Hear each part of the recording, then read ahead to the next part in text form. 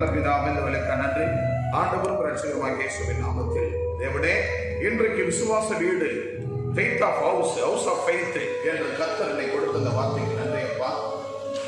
ஆண்டவரே, இந்த வார்த்தை சொல்லப்பட்ட அப்போஸ்தலர் புத்தகம் 18ஆம் அதிகாரம் 8 முதல் 10 வரை தேவன் சொன்ன அந்த வார்த்தை உடைய பிள்ளைகள் வாழ்க்கையில இன்னும் அதிகமாய் பேசி இன்னும் அந்த பிள்ளைகள் வாழ்க்கையில அது கிரியை செய்ய கர்த்தர் கிருபைத்தார். இயேசுவின் நாமத்தில் நல்ல பிதாவே, ஆமென் ஆமென். ஹல்லேலூயா ஹல்லேலூயா. எல்லாரும் கரங்களை வைத்து ஒரு அல்லேலூயா சொல்லுவாங்க. ஹல்லேலூயா ஹல்லேலூயா. ஆகவே வேதம் சொல்லுகிறது விசுவாச வீடு. நம்மளுடைய வீடு எப்படிப்பட்டதா இருக்க வேண்டும்? முதலாவது நம்மளுடைய வீடு நீ கட்டின கையினால் கட்டப்பட்ட வீடு அல்ல. நீ கையினால் கட்டப்பட்ட மண் வீடு அல்ல, கல் வீடு அல்ல, மாளிகை மாட மாளிகை அல்ல. முதலாவது உன்னுடைய வீடு எது தெரியுமா? உன்னுடைய இதயம், உன்னுடைய இதயம், உன்னுடைய ஹார்ட், உன்னுடைய உள்ளம். உன்னுடைய உள்ளம் முதலாவது அது எப்படிப்பட்ட ஒரு வீடா இருக்க வேண்டும்? அது விசுவாசம் உள்ள ஒரு வீடாக இருக்க வேண்டும். உங்களுடைய இதயம் விசுவாசம் உள்ள ஒரு இதயமாக இருக்க வேண்டும். அந்த விசுவாசமானது யார் மேல் இருக்க வேண்டும்?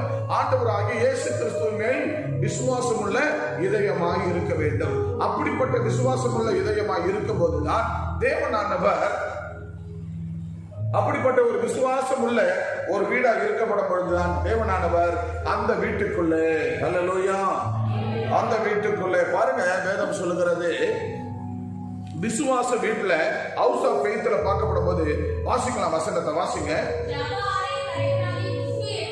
ஜெப ஆலய தலைவனாகிய கிறிஸ்து என்பவன் தன் வீட்டார் அனைவரோடும் அவன் கர்த்தரிடத்தில் விசுவாசம் உள்ளவனானான். பிரியமான தேவனுடைய பிள்ளைகளே,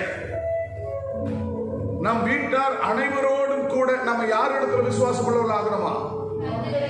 இத நான் சொல்லலைங்க, உன்னையும் என்னையும் படைத்த எம்பெருமான் ஆண்டவர் இயேசு கிறிஸ்து சொல்லுகிறார். நீயும் உன் வீட்டாரும் அனைவரோடு கூட கிறிஸ்து என்பவன் என்ன செய்தானா?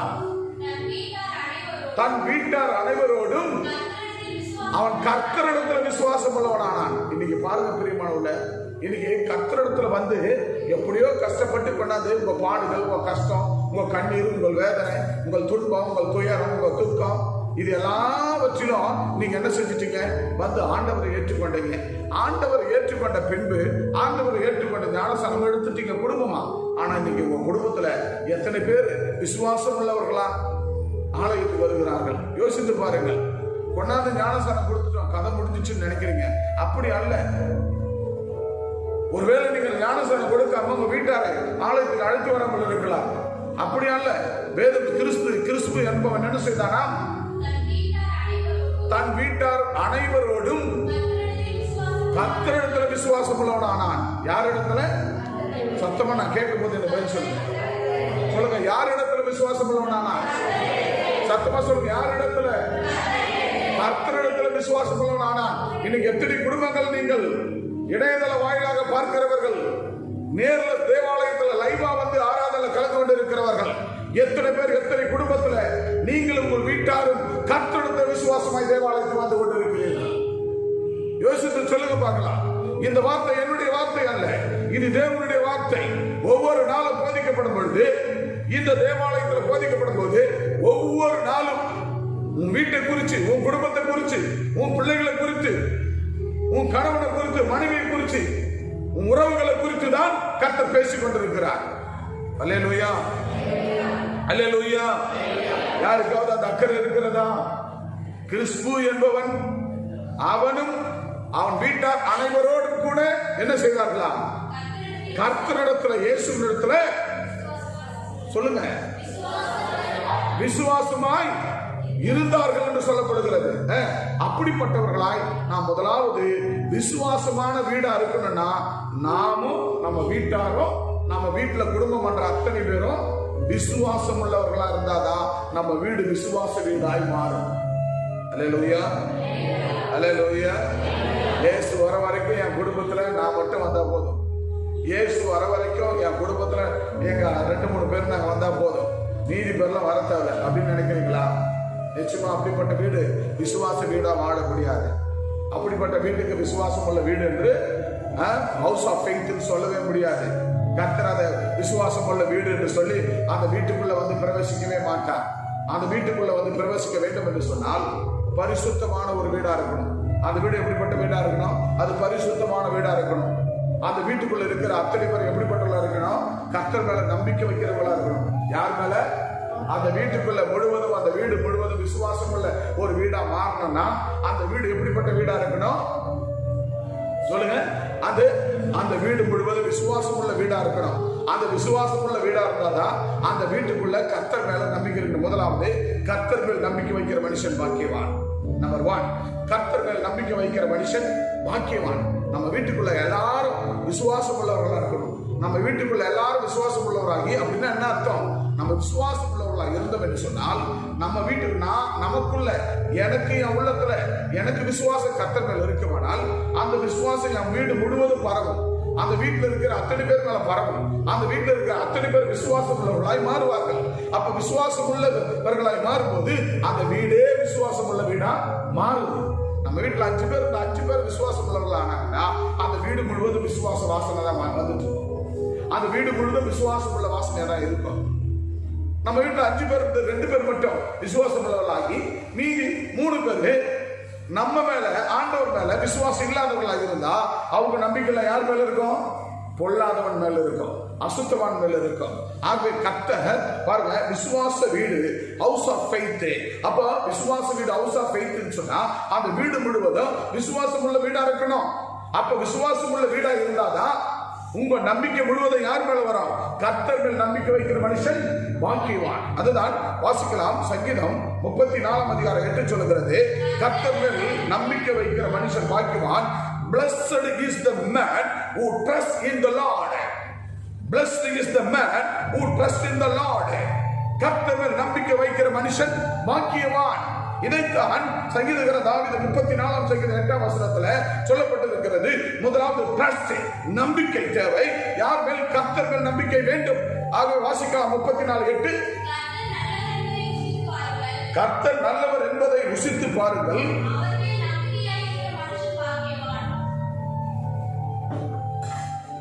அவர் மேல் நம்பிக்கையாய் இருக்கிற மனுஷன் பாக்கியவான். யார் மேல் நம்பிக்கை வைக்கணும்? யார் மேல வைக்கணும்? யார் மேல வைக்கணும்? கர்த்தர் மேல் நம்பிக்கை வைக்கணுங்க. யார் மேல் நம்பிக்கை வைக்கணும்? பிரியமான தேவ ஜனமே, உங்க நம்பிக்கை யார் மேல இருக்கிறது? சொல்லுங்க, யார் மேல இருக்கிறது? உங்க நம்பிக்கை யார் மேல இருக்கிறது? சொல்லுங்க, என் நம்பிக்கை என் கர்த்தர் மேல இருக்கிறது. எவ்வளவு சத்தமா சொல்றீங்க பாத்தீங்களா? இதுலயே உங்க நம்பிக்கை எவ்வளவு லட்சணம்னு தெரியுது. உங்க நம்பிக்கை எவ்வளவு அழகா இருக்கிறீங்க பாருங்க. நல்ல சத்தமா சொல்லுங்க, உங்கள் நம்பிக்கை, என் நம்பிக்கை கர்த்தர் மேல் இருக்கிறது. என் நம்பிக்கை கர்த்தர் மேல் இருக்கிறது. உங்க நம்பிக்கை யார் மேல இருக்கணும்? உங்க நம்பிக்கை யார் மேல இருக்கணும்? Trust of God. கர்த்தர் மேல நம்பிக்கை, ட்ரஸ்ட் ஆஃப் காட், நம்பிக்கையின் தேவன். அந்த நம்பிக்கையின் மேல உங்களுடைய அந்த நம்பிக்கையின் மேலதான் உங்க நம்பிக்கை வைக்கணும். அவரை நம்பினா நிச்சயமா உங்களை ஆசீர்வதிப்பார். அவரை நம்பினா உங்க கை காரியங்கள் கை கூடி வரும். மனுஷன் நம்ப கூடாது. யார? மனுஷன் நம்ப கூடாது. என் கண்ணை, மணியை, முத்தை, பவுலமே உன்னை நான் பாதுகாத்துக் கொள்கிறேன், கண்கலகாம காத்துக்கொள்வேன்னு சொல்லுவான். யூத்துக்கு ஓடி போயிடுவான். நேற்று ஒரு கம்ப்யூட்டர் சென்டர்ல நான் போயிட்டு ஒரு பிரிண்டருக்கு போயிருந்தேன். நான் அந்த இடத்துல அங்க போயிருக்க போது இன்டர்காஸ்ட் மேரேஜ். ஒரு பையன் ஒரு பொண்ணை கூட்டிக்கிட்டு வந்தான். கூட்டிக்கிட்டு வந்துட்டு எடுத்துட்டு வந்தா அவன் கூட கேட்கல, அந்த பொண்ணு கேட்குது. என்னன்னு கேட்குது? சார், இதை கலப்பு திருமணத்துக்கு நான் அப்ளை பண்ணணும்னு சொல்லி அந்த பொண்ணு வந்து கேட்குது. ஏன்னா அந்த பொண்ணு வேற கம்யூனிட்டி, இந்த பையன் ஒரு வேற கம்யூனிட்டி. அதை சொல்ல கூட வெக்கப்படுறான். அந்த பொண்ணோடு கூட எப்படி குடும்பம் பண்ணுவான்? இன்டர்காஸ்ட் மேரேஜ் சொல்ல கலப்பு திருமணம் என்று சொல்லி அந்த கம்ப்யூட்டர் சென்டருடைய ஓனர் அவர்கிட்ட சொல்றது கூட வெக்கப்படுறான். அவன் அந்த பொண்ணோடு கூட அவன் எப்படிங்க சந்தோஷமா குடும்பம் பண்ணுவான்? சொல்லுங்க பார்க்கலாம். அந்த பொண்ணானவள் அவனை நம்பி வந்துட்டான். இன்னைக்கு அப்படித்தான் நீ பெண்கள், ஆண்கள், பெரியவங்க, சிறியவங்க, வயோதிகள், வாலிபர்கள் எல்லாம் ஒரு பொண்ணை நம்புறாங்க, ஒரு பையனை நம்புறாங்க, இல்ல ஒரு மனுஷனை நம்புறாங்க, இல்ல ஒரு மனுஷன் நம்புறாங்க. இதுதான் இன்னைக்கு உலகம். அதையும் மீறி எல்லாத்துக்கும் மேல கண்ணு இருந்த பார்க்காத, காது இருந்த கேட்காத, வாய் இருந்த பேசாத, அது மேல நம்பிக்கை வைக்கிறாங்க. அல்லேலூயா. இந்த நம்பிக்கை எனக்கு யார் மேலதான் இருக்கணும்? கர்த்தர் மேலதான் இருக்கணும். ஏன்னா கர்த்தர் சொன்னார்னா செய்வாரு. அவர் சொல்ல அது நடக்கும். கர்த்தர் சொன்ன ஆகும். கர்த்தர் சொன்ன கட்டளைகள் நடக்கும்.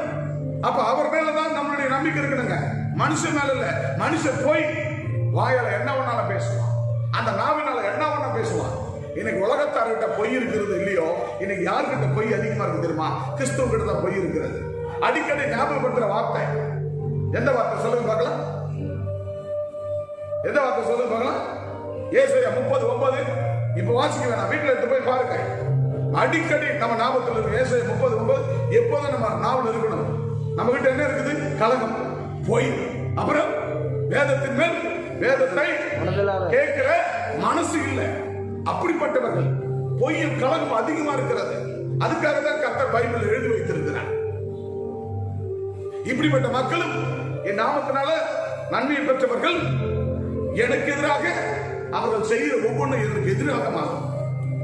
ஆகவே பிரியமான தேவனுடைய பிள்ளைகளே, உன் நம்பிக்கை கர்த்தர் மேல மட்டும்தான் இருக்கணும். யார் மேல இருக்கணும்?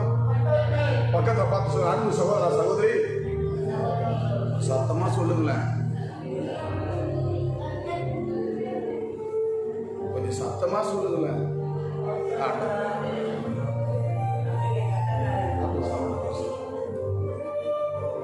சத்தமா சொல்லுங்களேன். இதுவா? பக்கத்துல பார்த்து கையை கொடுக்காம, என் அன்பு சகோதரா சகோதரி, அவ மூஞ்ச பார்த்து சொல்லுங்க, என் அன்பு சகோதரா, என் அன்பு சகோதரி, உன் நம்பிக்கை, சத்தமா உன் நம்பிக்கை கர்த்தர் மேல் மட்டும், கர்த்தர் மேல் மட்டும். திருடன் மேல் அல்ல.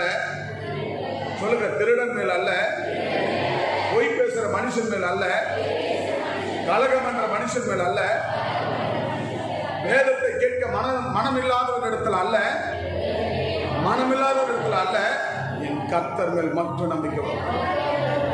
யார் மேல நம்பிக்கை வைப்ப? கணவன் பொய் சொல்லுவான்,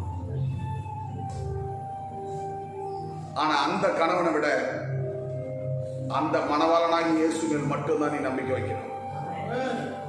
மனைவி பொய் சொல்லுவான், அந்த மனைவியை நம்புவதை காட்டிலும் அந்த மணவாட்டியாகிய இயேசு கிறிஸ்துவை நம்பிக்கை வைக்கணும். பிள்ளைகள் பொய் சொல்வார்கள் பெற்றோரிடத்துல, அவங்க சொல்றதை நீங்க நம்ப கூடாது, கர்த்தர் சொல்றதை மட்டும்தான் நம்பணும். அல்லேலூயா.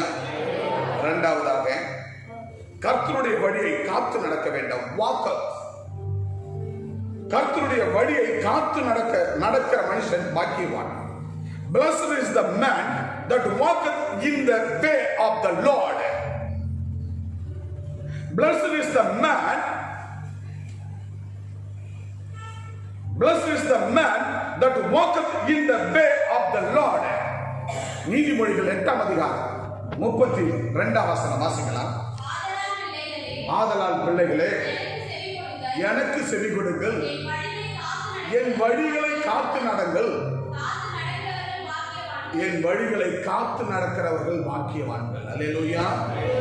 யாருடைய வழியை காத்து நடக்க வேண்டும்? யாருடைய வழியை காத்துக் கொள்ள வேண்டும்? கர்த்தர் என்ன சொன்னாரோ, நீ நம்பிக்கையா இருக்கணும்னு சொன்னார், அதை நம்பிக்கையா இருக்கணும் அவர் மேல. யார் மேல? இப்ப சொல்லுங்க, உலகத்தின் மனுஷன் மேல, மனைவி மேல, புள்ள மேல, புருஷன் மேல எத்தனை பேருக்கு நம்பிக்கை இருக்குது? என் கர்த்தர் மேல மட்டும் நம்பிக்கை உள்ளவங்க கைகளை உயர்த்தி ஆமென் சொல்லுங்க பார்க்கலாம்.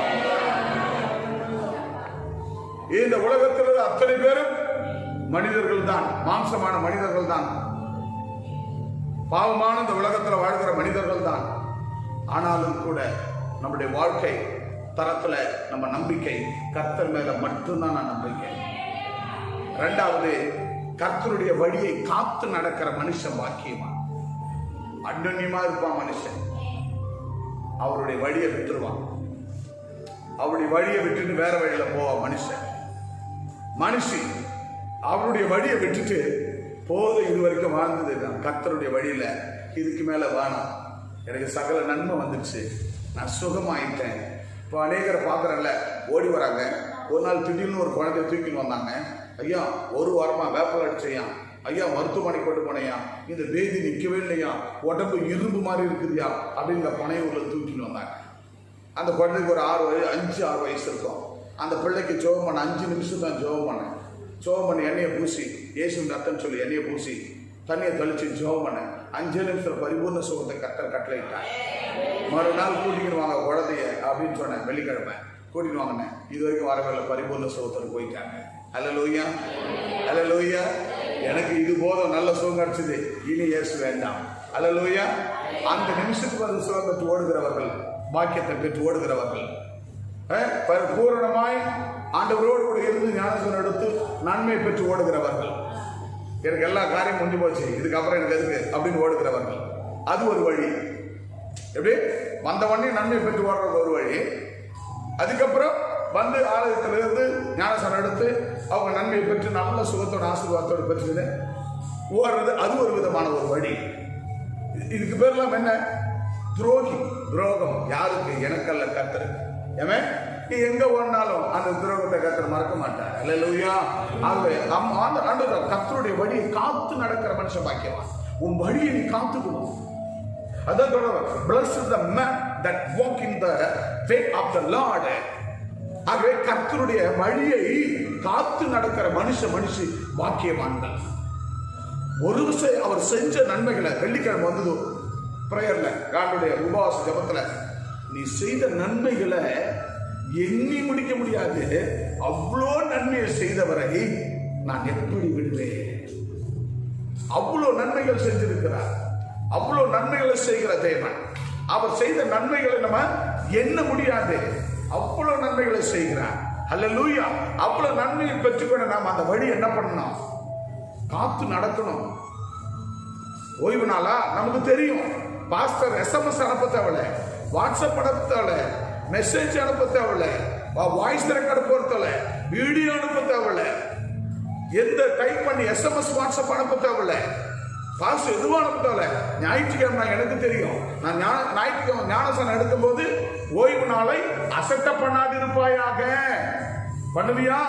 பண்ண மாட்டேன் அப்படின்னு வாக்கு பண்ணி தான் ஞானஸ்நானம் எடுக்கிறோம். நமக்கே தெரியும் ஓய்வு நாளில் வரணும்னு.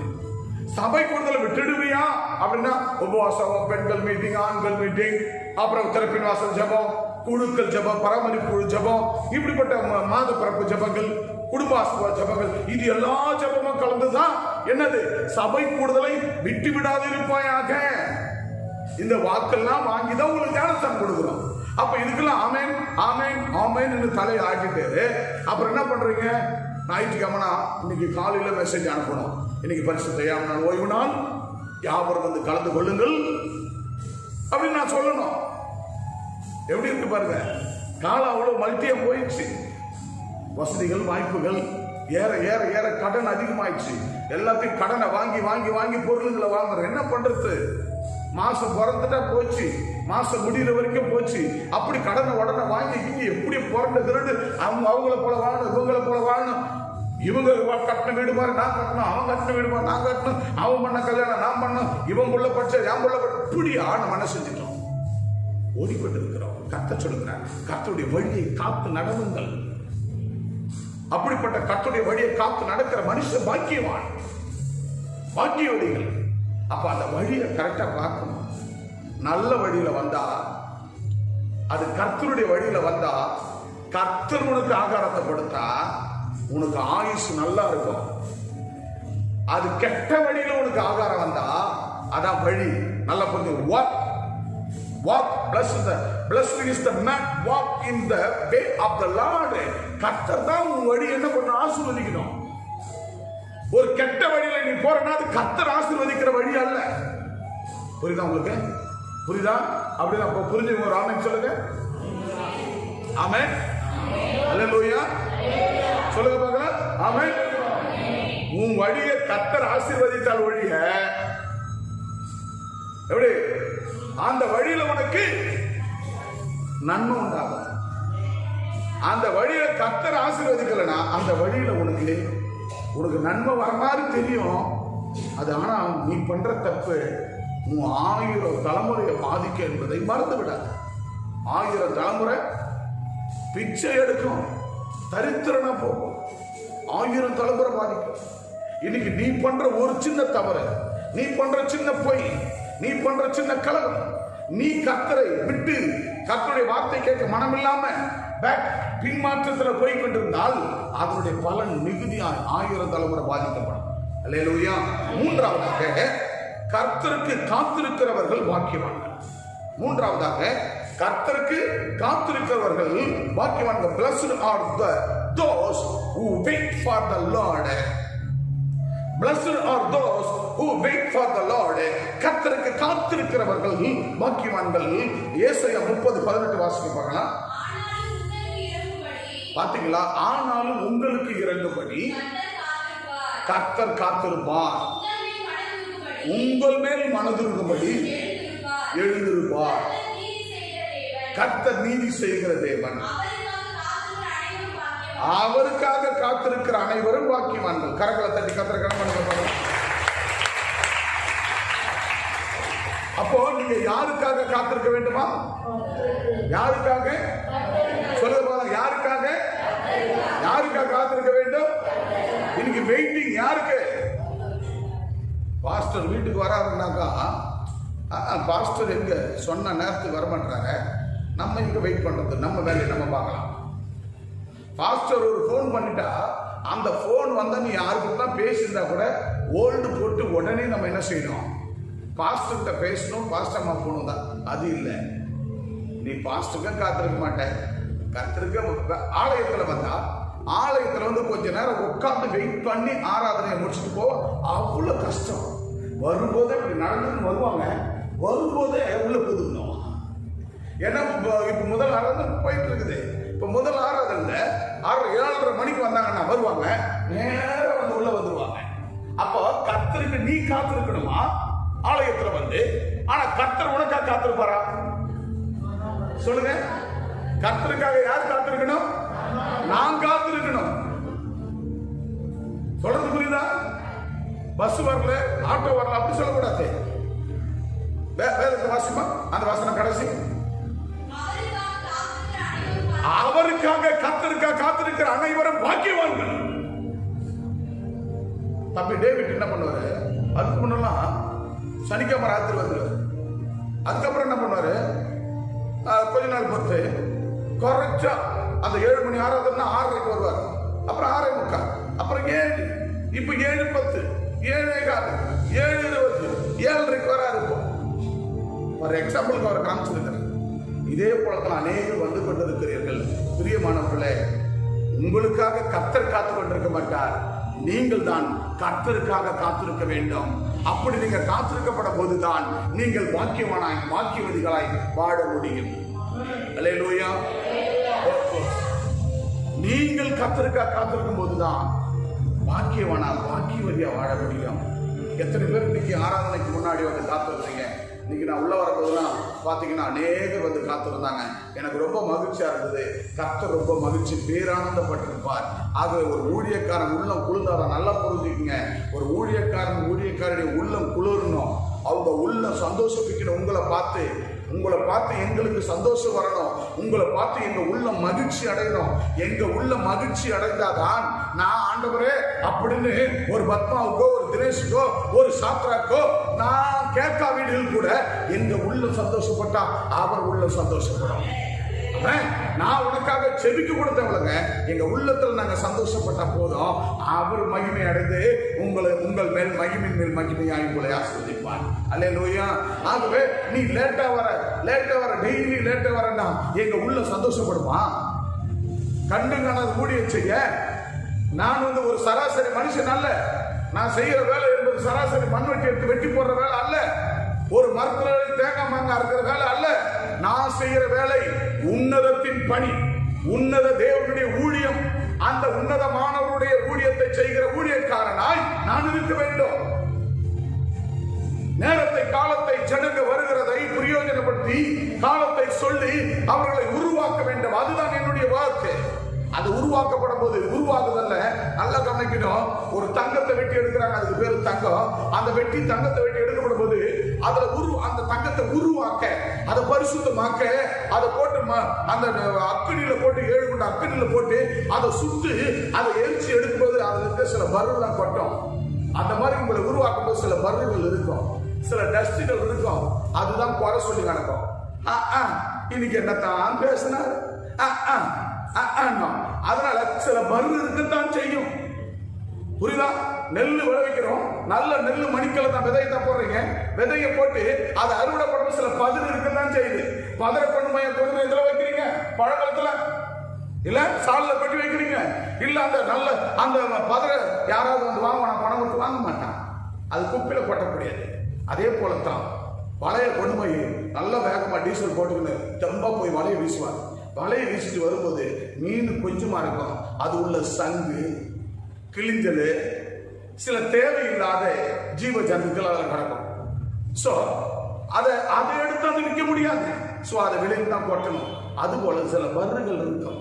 நம்முடைய வாழ்க்கையில ஆண்டவர் மேல் விசுவாசம் உள்ளவர்கள் நம்ம இருக்கும்போது, அவர் மேல் விசுவாச வீடா நம்ம இருக்கும்போது, நமக்கு சில பர்ஸ் இருக்கும். அந்த பர்ரு கர்த்தருடைய வார்த்தையால நீங்க சீராக்கிக் கொள்ள வேண்டும். இந்த வார்த்தைகளை கேட்டு நீங்க உங்களை பரிசுத்தப்படுத்திக் கொள்ள வேண்டும். ஆகவே கர்த்தருக்கு காத்திருக்கிறவர்கள் பாக்கியவான்கள். நீங்க கர்த்தருக்காக வந்து காத்திருக்க வேண்டும். நம்ம ஒரு ஏழைகளுக்கு போலாம், ஏழைகளுக்கு போலாம், 7:30 போலாம் அப்படின்றத கர்த்தர் நல்லா புரிஞ்சுக்க. மீண்டும் அந்த வசனம் வாசிங்க. ஆனாலும் உங்களுக்கு இறங்கும்படி. பாத்தீங்களா? யாருக்கு இறங்குறாரா? யாருக்கு இறங்குறாரா? சத்தமா சொல்லுங்களேன்.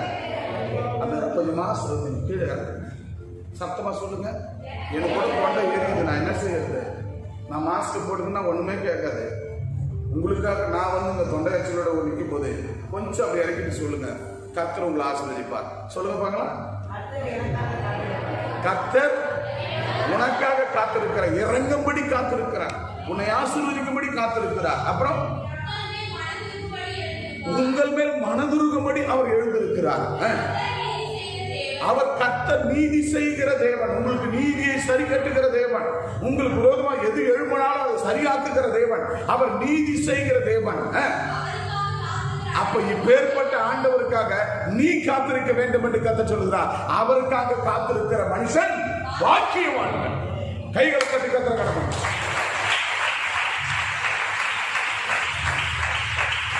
இப்ப சொல்லுங்க, கர்த்தருக்காக யார் காத்திருக்க வேண்டும்? யார் காத்திருக்க வேண்டும்? சத்தமா சொல்லுங்க. கர்த்தருக்காக யார் காத்திருக்க வேண்டும்?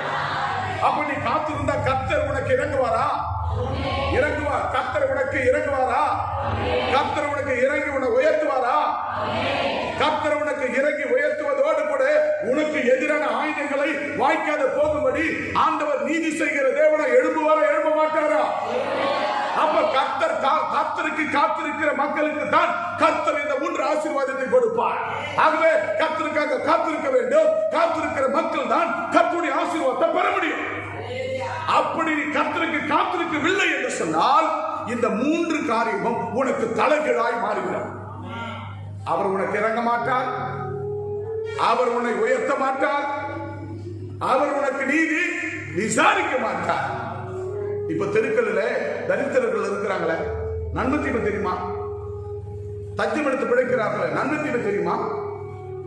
அவளுக்கு மழை காணல் குளிர்னு தெரியுமா?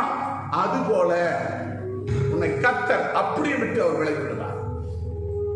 அப்படியே உன்னை விட்டு விலகி விடுவார். அப்ப நம்ம யாருக்கு காத்திருக்கணும்? யாருக்கு காத்திருக்கணும்? கர்த்தருக்கு காத்திருக்க வேண்டும். அப்ப கர்த்தருக்கு காத்திருக்கிற மனுஷன் பாக்கியவான்.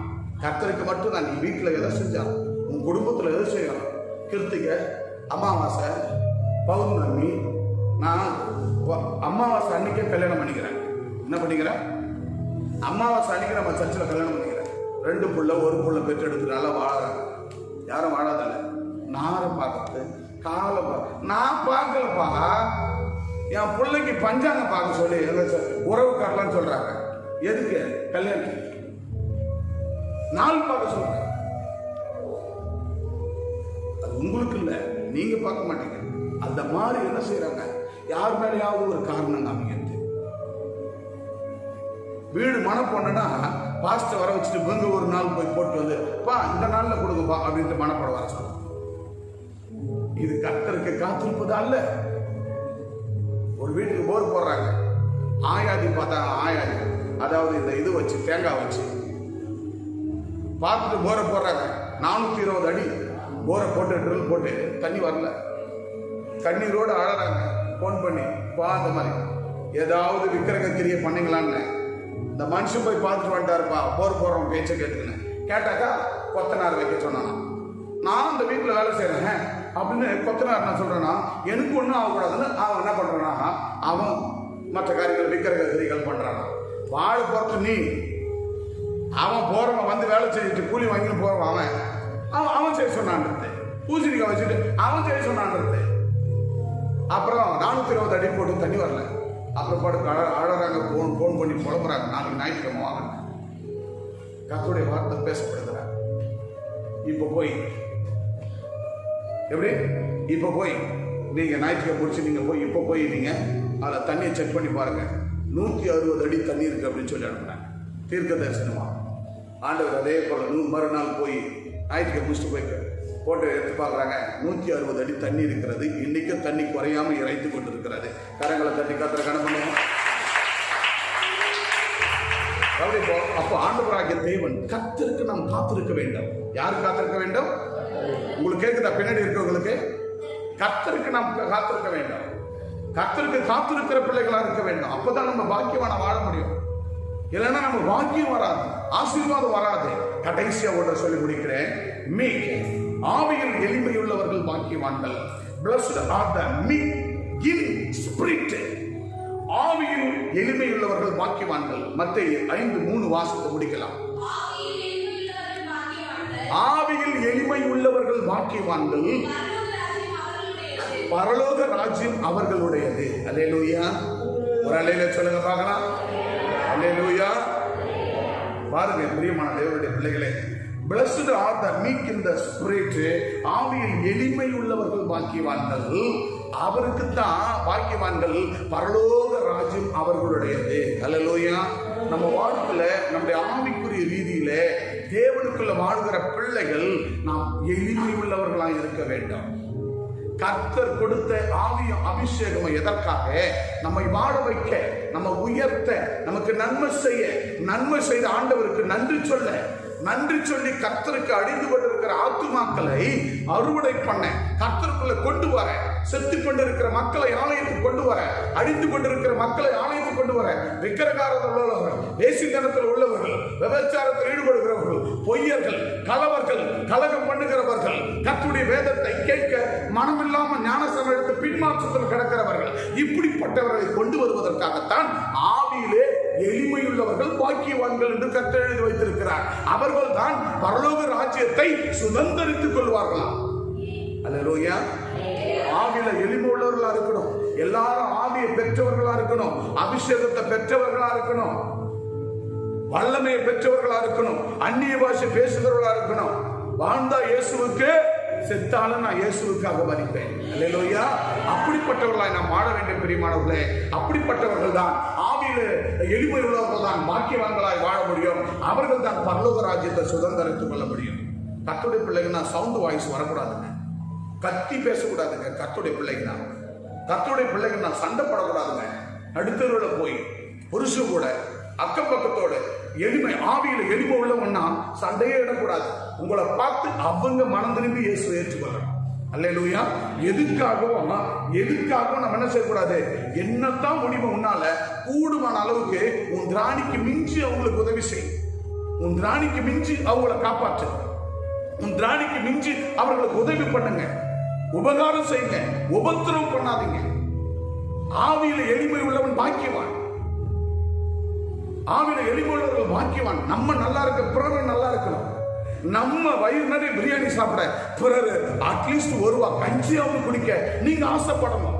அப்படிப்பட்டவர்களாம் எளிமையானவர். ஆவியில, தேவனுடைய ஆவியில, விக்கிரக ஆவின்னு சொல்லப்படல. விக்கிரகத்துக்கு சில ஸ்பிரிட், அசுத்த டெவில் ஸ்பிரிட், இது சூப்பர் நேச்சுரல் ஸ்பிரிட்.